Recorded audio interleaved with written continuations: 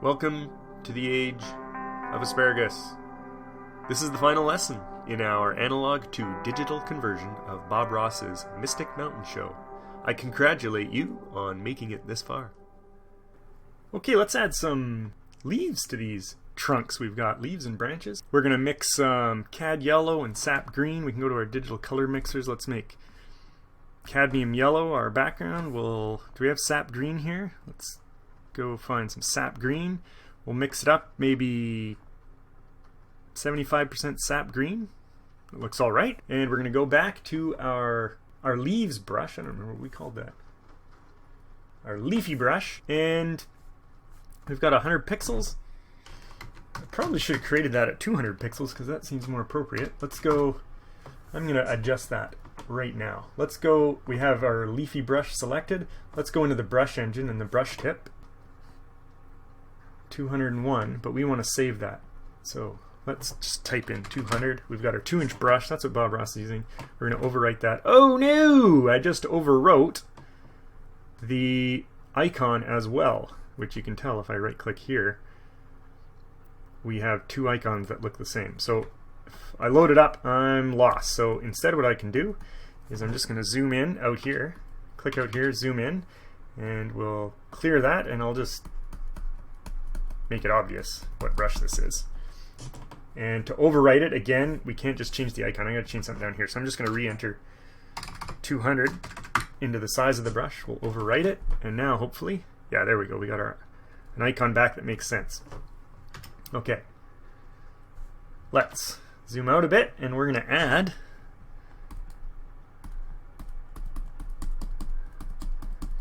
some leafy greens. You can just splotch, splotch, splotch, splotch. Notice how much we're covering up those dark green trees in the background we had. We also want to get darker as we get closer to the base of the tree. And if you remember, we can use the K and L keys to darken our color. We're not going to be able to see this here, but why don't we pull up the advanced color selector just so we can see it. I'm not going to put it there. I just want to visually see. I'm going to grab its handlebar and I'm going to move it over here where we got room. Let's put it, can I put it between here? That's where I want it. I'm going to move it up. We got lots of room, and we'll maximize this space here so we got a nice big preview. At least there you can see what's happening when I hit the K.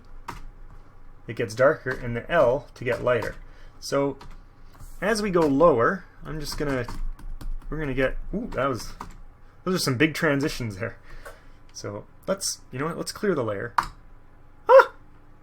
I hit backspace by accident, and backspace fills the layer with your background color. So I'm going to Control Z that, and I'm going to hit delete instead. And I noticed I deleted my trunks because my trunks were on the same layer. That's one of the benefits of having every little step on a different layer. It allows you to do a lot more manipulation. I'm just going to Control Z that. Let's stay with this. This is fine. Let's add some color here. I'm going to hit K once, and we'll get a little bit darker as we go down. And I'll hit K one more time. We're just adding a little bit of a gradient there. That's fine. Then I'm going back up here and I'm drawing dark again, so let's undo that. Let's get back 2 L's to get back to our top color. K, darker down here. Now I want to add some different yellows and greens in here. So let's take the color we have and let's add some, let's brighten it up a bit with a pair of L's to lighten the color. And let's add some cadmium yellow, that's what I got selected here, and some yellow ochre. So let's add in like 50% of that. Now mix that with 50% or so of that, and we're going to get a totally different color here, that's what we want. We want different yellows, different bushes, different leaf colors, different kinds of trees. We can add a touch of bright red to our mixture. Just a tad to get a little bit oranger color.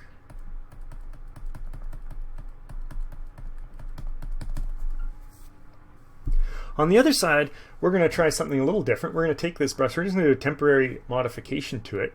I'm going to choose two kind of green colors. Let's go back and pick one of our yellow colors for the leaves. Let's say that that yellow there is our foreground. I'm going to hit X to swap that to the background, and I'm going to choose another one. Let's choose these two colors here. And up in the brush engine, I'm going to add a mix to our Leafy Brush, just temporarily. So let's mix these two foreground and background colors, and let's just do it randomly. So what do we have here? Okay, so we have, right now, we are drawing only in our foreground color, which is green. Let's clear that white. Foreground color, green, not that impressive. So, whoops.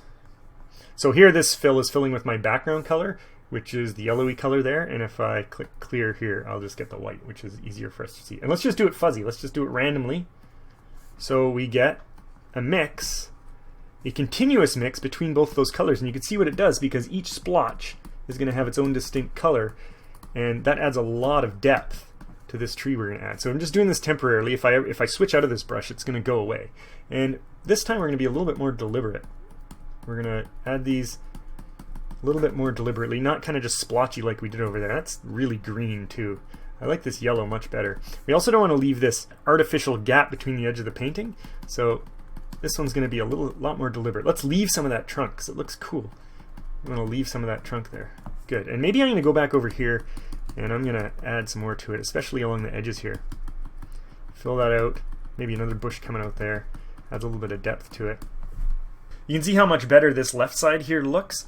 Much more deliberate. We left some of the trunk. This one is kind of just all over the place. And of course the big difference here is we just added that slight difference in color between the two. We can do that with any brush we want. We could have done it when we did these with kind of two just slightly different dark greens, and it would have added a lot more depth to the brush. As we get closer to the bottom, we could hit the K key just to get a little bit darker. Now it's still going to be that mix, so it's not going to be like we had over here where we had distinct transitions. We're still mixing between our now slightly darker foreground color but that same background color. So it's going to have that same here too. And you know what? I'm actually going to undo that because I like being able to see the trunk there at the bottom below the bush. So we'll get a little bit darker here just near the bottom. Maybe K again to go a little bit darker and K. You know what? I like it how I had it before. I'm going to undo that. I'm just going to hold Control Z a little bit and get some of that detail back. Remember, Control Shift Z will redo the stuff you've taken away that you want to get back again, as we once again send poor old Bobby Ross rolling in his grave. If you want to have a better idea of what this brush is doing, here it's kind of all mixed up together, but if you draw it across the sky, you can see that randomness that's going between the foreground and the background color. That's so cool. I'm going to leave that randomness on, but I'm going to change the foreground color. Let's mix in some more red to make it orangey, but not that much. I just want to be a little bit there, and then I want it a little more yellow. We'll mix in some of this here, just so we have a bunch of different shades, and we'll have some bushes down here that's still a little bit pinkish. That's okay. And don't leave that green line at the bottom, that very artificial, so choose where you want to have these things and add them in. You can leave some gaps, but here we go. Add some more here. Let's get a little bit darker. We can add some more sap green. Here we're going to add some more kind of, there we go. So I really like the left side. I don't like this right side so much. If you want to go back and fix it, it's all on the same layer, and I got none of my trunk. I've created an awesome trunk. I can't go back and erase it because I'll erase my trunk because I did it all on the same layer.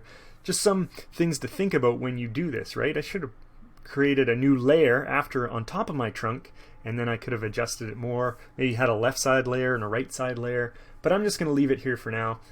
It makes it obvious the difference in if you're careful and deliberate where you place your branches versus just splotching them down like that. It's a really big difference. And the final thing we're going to add here to top it off is we're going to add a little path along the bottom. So let's go to our palette. We're going to use we want our flat palette, so let's go to our, whatever we called this guy. What do we call it?